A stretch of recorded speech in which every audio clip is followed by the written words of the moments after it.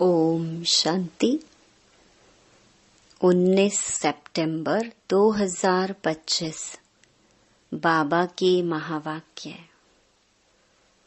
मीठे बच्चे, इस बेहद के नाटक में तुम आत्माओं को अपना अपना पार्ट मिला हुआ है।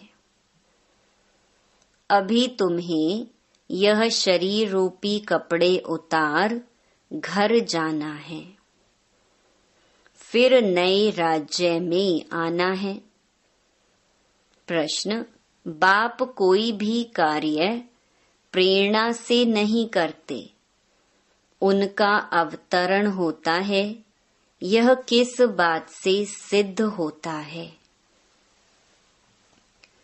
उत्तर: बाप को कहते ही हैं करन करावन हार। प्रेरणा का तो अर्थ है विचार। प्रेरणा से कोई नई दुनिया की स्थापना नहीं होती है। बाप बच्चों से स्थापना कराते हैं। कर्मेंद्रियों बिगर तो कुछ भी करा नहीं सकते, इसीलिए उन्हें शरीर का आधार लेना होता है। ओम शांति। रूहानी बच्चे रूहानी बाप के सामने बैठे हैं। गोया आत्माएं अपने बाप के सम्मुख बैठी हैं। आत्मा जरूर जिस्म के साथ ही बैठेगी।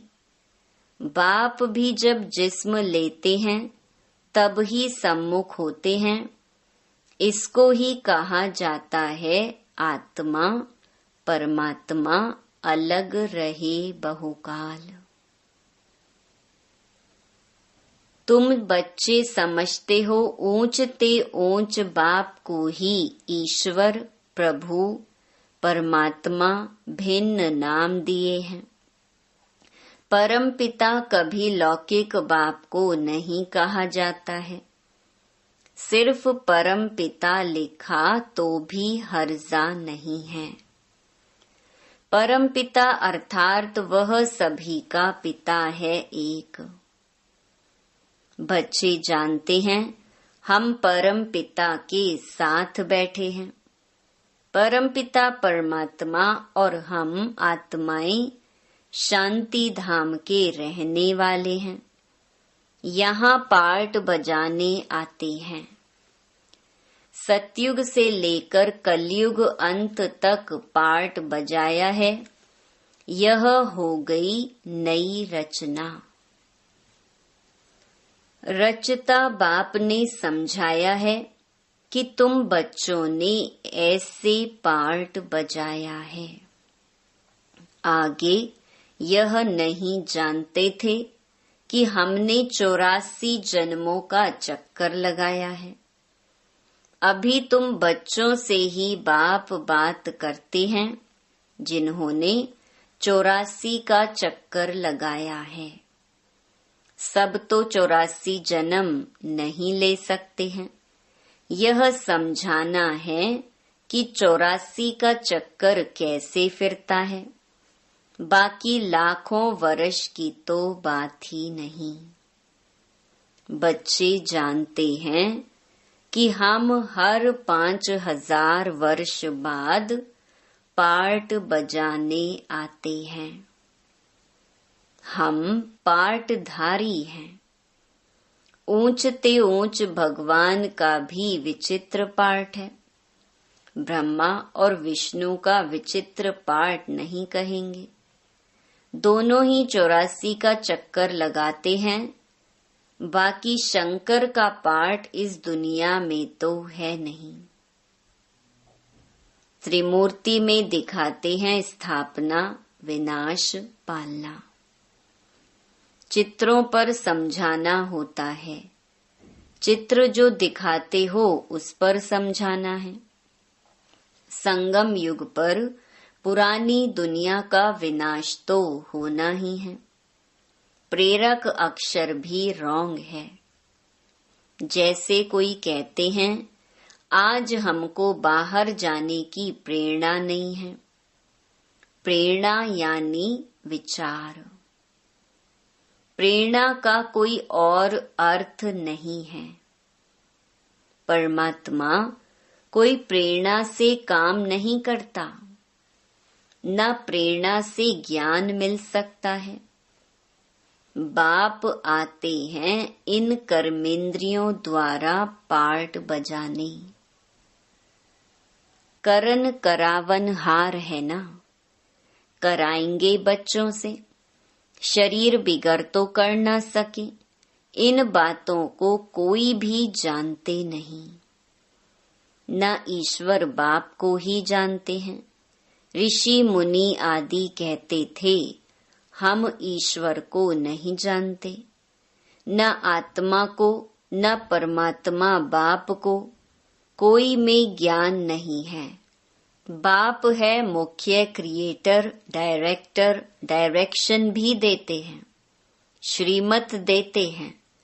मनुष्यों की बुद्धि में तो सर्वव्यापी का ज्ञान है। तुम समझते हो बाबा हमारा बाबा है, वो लोग सर्वव्यापी कह देते हैं, तो बाप समझ ही नहीं सकते। तुम समझते हो यह बेहद के बाप की फैमिली है। सर्वव्यापी कहने से फैमिली की खुशबू नहीं आती। उनको कहा जाता है निराकारी शिव बाबा, निराकारी आत्माओं का बाबा।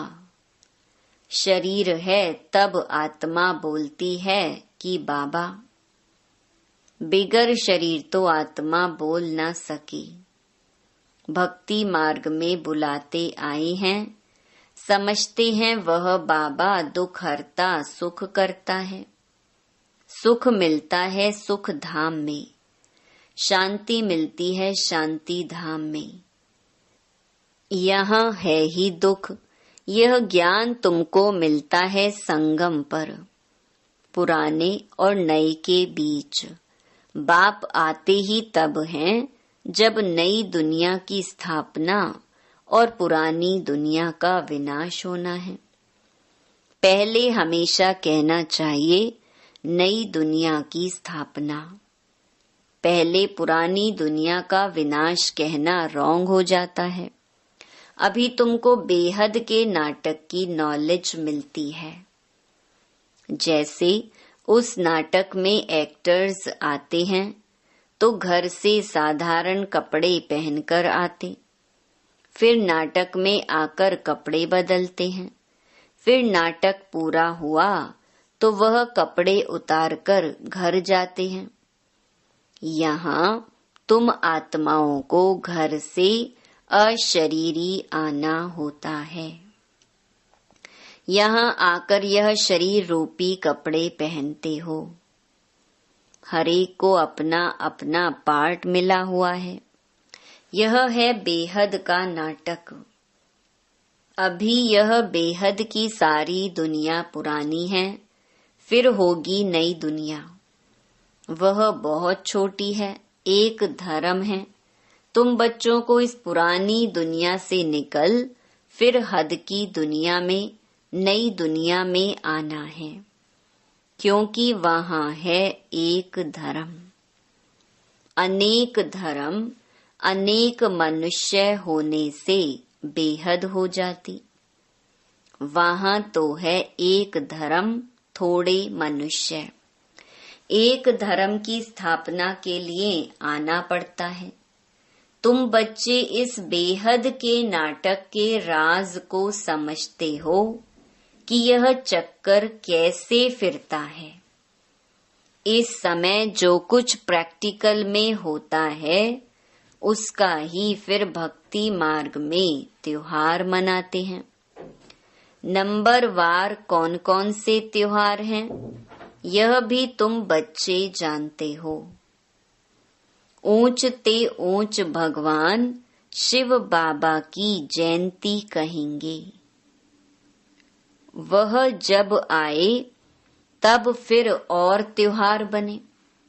शिव बाबा पहले पहले आकर गीता सुनाते हैं, अर्थात आदि मध्य अंत का ज्ञान सुनाते हैं, योग भी सिखाते हैं, साथ साथ तुमको पढ़ाते भी हैं। तो पहले पहले बाप आया, शिव जयंती हुई, फिर कहेंगे गीता जयंती।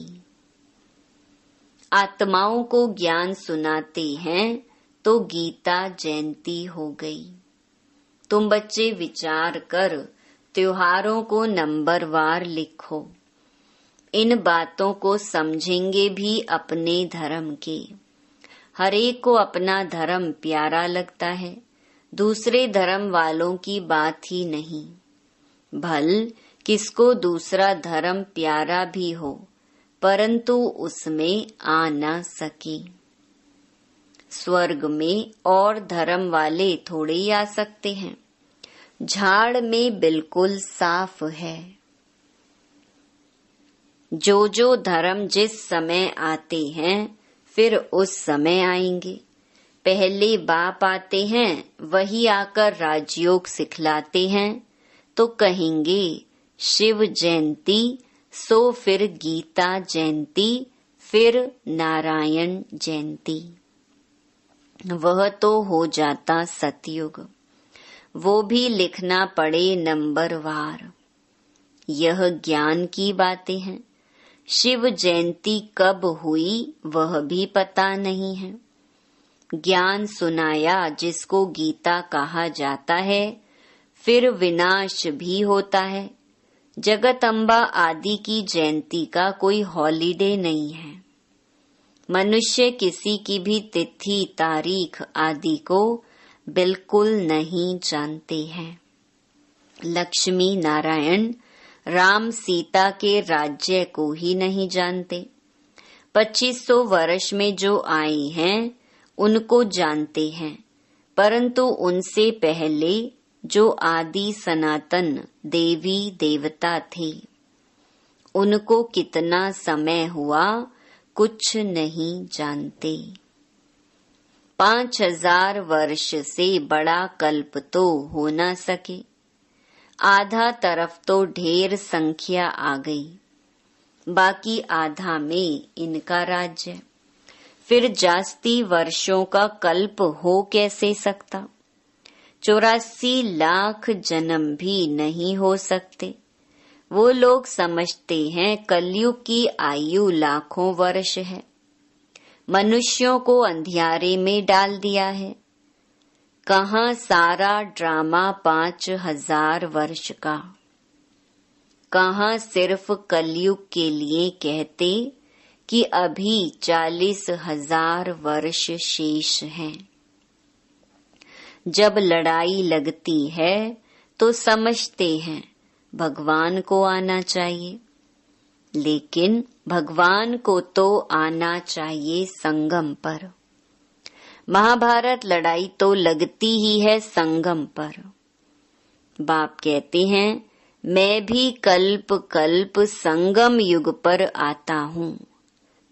बाप आएंगे नई दुनिया की स्थापना, पुरानी दुनिया का विनाश कराने। नई दुनिया की स्थापना होगी तो पुरानी दुनिया का विनाश जरूर होगा। इसके लिए यह लड़ाई है। इसमें शंकर के प्रेरणा आदि की तो कोई बात नहीं। अंडरस्टूड पुरानी दुनिया खलास हो जाएगी। मकान आदि तो अर्थक्वेक में सब खलास हो जाएंगे, क्योंकि नई दुनिया चाहिए। नई दुनिया थी जरूर। दिल्ली परिस्तान थी, जमुना का कंठा था, लक्ष्मी नारायण का राज्य था। चित्र भी हैं। लक्ष्मी नारायण को स्वर्ग का ही कहेंगे। तुम बच्चों ने साक्षात्कार भी किया है कि कैसे स्वयंवर होता है। ये सब पॉइंट्स बाबा रिवाइज कराते हैं। अच्छा, पॉइंट्स याद नहीं पड़ती हैं तो बाबा को याद करो। बाप भूल जाता है तो टीचर को याद करो। टीचर जो सिखलाते हैं वह भी जरूर याद आएगा ना। टीचर भी याद रहेगा, नॉलेज भी याद रहेगी, उद्देश्य भी बुद्धि में है। याद रखना ही पड़े क्योंकि तुम्हारी स्टूडेंट लाइफ है ना। यह भी जानते हो जो हमको पढ़ाते हैं वह हमारा बाप भी है। लौकिक बाप कोई गुम नहीं हो जाता है। लौकिक, पारलौकिक और फिर यह है अलौकिक। इनको कोई याद नहीं करते। लौकिक बाप से तो वर्षा मिलता है, अंत तक याद रहती है। शरीर छोड़ा फिर दूसरा बाप मिलता है। जन्म बाई जन्म लौकिक बाप मिलते हैं। पारलौकिक बाप को भी दुख व सुख में याद करते हैं। बच्चा मिला तो कहेंगे ईश्वर ने बच्चा दिया। बाकी प्रजापिता ब्रह्मा को क्यों याद करेंगे? इनसे कुछ मिलता थोड़ी ही है। इनको अलौकिक कहा जाता है। तुम जानते हो हम ब्रह्मा द्वारा शिव बाबा से वर्षा ले रहे हैं। जैसे हम पढ़ते हैं यह रथ भी निमित्त बना हुआ है। बहुत जन्मों के अंत में इनका शरीर ही रथ बना है। रथ का नाम तो रखना पड़ता है ना। यह है बेहद का सन्यास। रथ कायम ही रहता है, बाकी का ठिकाना नहीं है। चलते चलते फिर भागंती हो जाते। यह रथ तो मुकर्रर है ड्रामा अनुसार। इनको कहा जाता है भाग्यशाली रथ। तुम सबको भाग्यशाली रथ नहीं कहेंगे। भाग्यशाली रथ एक माना जाता है जिसमें बाप आकर ज्ञान देते हैं, स्थापना का कार्य कराते हैं। तुम भाग्यशाली रथ नहीं ठहरे। तुम्हारी आत्मा इस रथ में बैठ पड़ती है। आत्मा पवित्र बन जाती, इसलिए बलिहारी इस तन की है जो इसमें बैठ पढ़ाते हैं। यह अंतिम जन्म बहुत वैल्यूबल है। फिर शरीर बदल हम देवता बन जाएंगे। इस पुराने शरीर द्वारा ही तुम शिक्षा पाते हो, शिव बाबा के बनते हो। तुम जानते हो हमारी पहली जीवन वर्थ नॉट अ पेनी थी, अब पाउंड बन रही है। जितना पढ़ेंगे उतना ऊंच पद पाएंगे। बाप ने समझाया है याद की यात्रा है मुख्य। इनको ही भारत का प्राचीन योग कहते हैं, जिससे तुम पतित से पावन बनते हो। स्वर्गवासी तो सब बनते हैं, फिर है पढ़ाई पर मदार। तुम बेहद के स्कूल में बैठे हो, तुम ही फिर देवता बनेंगे। तुम समझ सकते हो ऊंच पद कौन पा सकते हैं, उनकी क्वालिफिकेशन क्या होनी चाहिए। पहले हमारे में भी क्वालिफिकेशन नहीं थी, आसुरी मत पर थे। अब ईश्वरीय मत मिलती है। आसुरी मत से हम उतरती कला में जाते हैं। ईश्वरीय मत से चढ़ती कला में जाते हैं। ईश्वरीय मत देने वाला एक है, आसुरी मत देने वाले अनेक हैं। माँ बाप, भाई बहन, टीचर, गुरु, कितनों की मत मिलती है। अभी तुमको एक की मत मिलती है जो 21 जन्म काम आती है। तो ऐसे श्रीमत पर चलना चाहिए ना। जितना चलेंगे उतना श्रेष्ठ पद पाएंगे, कम चलेंगे तो कम पद। श्रीमत है ही भगवान की, ऊंच ते ऊंच भगवान ही है। जिसने श्री कृष्ण को ऊंच ते ऊंच बनाया, फिर नीच ते नीच रावण ने बनाया। बाप गोरा बनाते फिर रावण सांवरा बनाते। बाप वर्षा देते हैं, वह तो है ही वाइसलेस। देवताओं की महिमा गाते हैं सर्व गुण संपन्न। 16 कला संपूर्ण, संपूर्ण निर्विकारी। सतयुग में आत्मा और शरीर दोनों पवित्र होते हैं। देवताओं को सब जानते हैं। वो संपूर्ण निर्विकारी होने के कारण संपूर्ण विश्व के मालिक बनते हैं। अभी नहीं है, फिर बन रहे हैं। बाप भी संगम युग पर ही आते हैं। ब्रह्मा के द्वारा ब्राह्मण। ब्रह्मा के बच्चे तो तुम सब ठहरे। वह है ग्रेट ग्रेट ग्रैंड फादर। बोलो, प्रजापिता ब्रह्मा का नाम नहीं सुना है? परमपिता परमात्मा ब्रह्मा द्वारा ही सृष्टि रचेंगे ना। ब्राह्मण कुल है। ब्रह्मा मुख वंशावली भाई बहन हो गए। यहाँ राजा रानी की बात नहीं। यह ब्राह्मण कुल तो संगम का थोड़ा समय चलता है। राजाई ना पांडवों की है ना कौरवों की। अच्छा, मीठे मीठे सिकिलधे बच्चों प्रति मात पिता बाप दादा का याद प्यार और गुड मॉर्निंग। रूहानी बाप की रूहानी बच्चों को नमस्ते। धारणा के लिए मुख्य सार। पहला, 21 जन्म श्रेष्ठ पद का अधिकारी बनने के लिए सब आसुरी मतों को छोड़ एक ईश्वरीय मत पर चलना है। संपूर्ण वाइसलेस बनना है। दूसरा, इस पुराने शरीर में बैठ बाप की शिक्षाओं को धारण कर देवता बनना है। यह है बहुत वैल्यूबल जीवन।